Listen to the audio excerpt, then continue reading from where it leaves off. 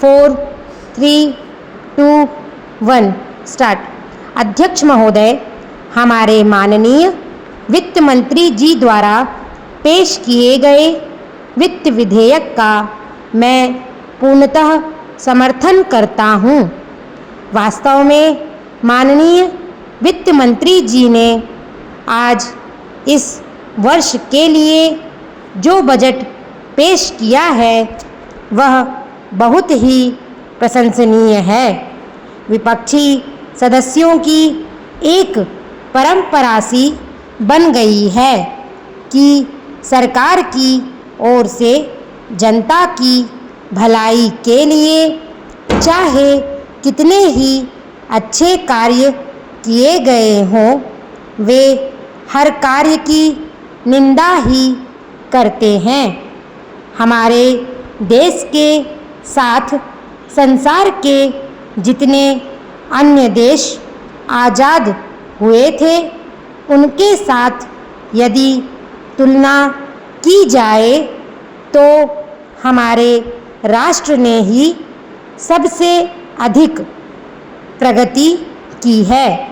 हमारा राष्ट्र उन सभी राष्ट्रों से आगे है।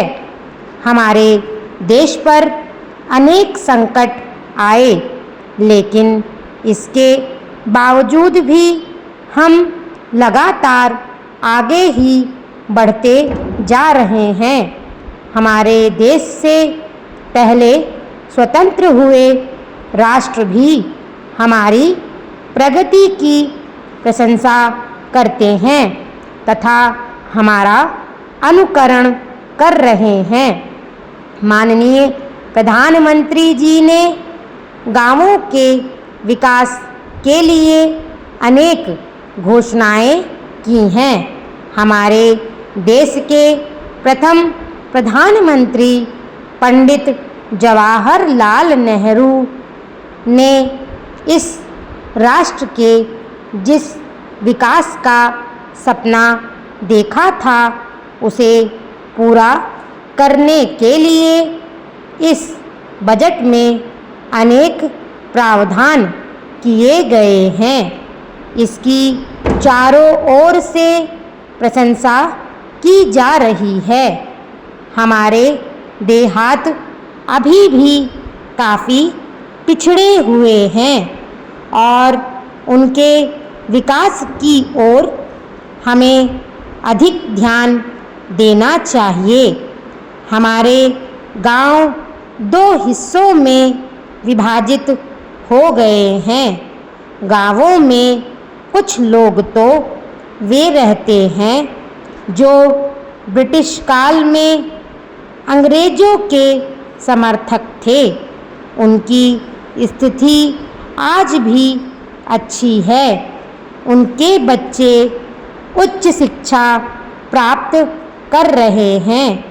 उनके पास धन भी होता है और वे उसके बल पर हर तरह की सुविधा प्राप्त कर लेते हैं।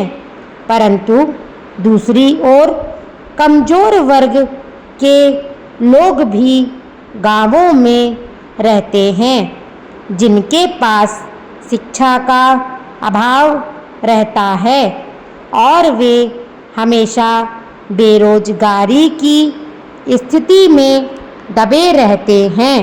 स्वाभाविक ही वे आज भी गरीब हैं।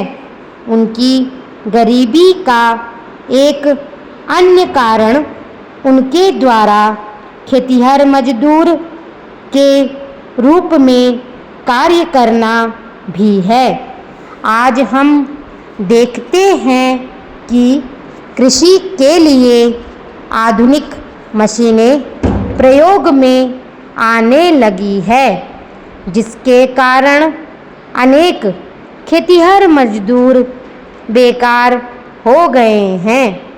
हमारी सरकार ने गरीब लोगों का जीवन स्तर ऊंचा उठाने के लिए अनेक कार्यक्रम चलाए हैं, जिससे उनकी भावी पीढ़ी के अनेक बालक शिक्षित हो रहे हैं।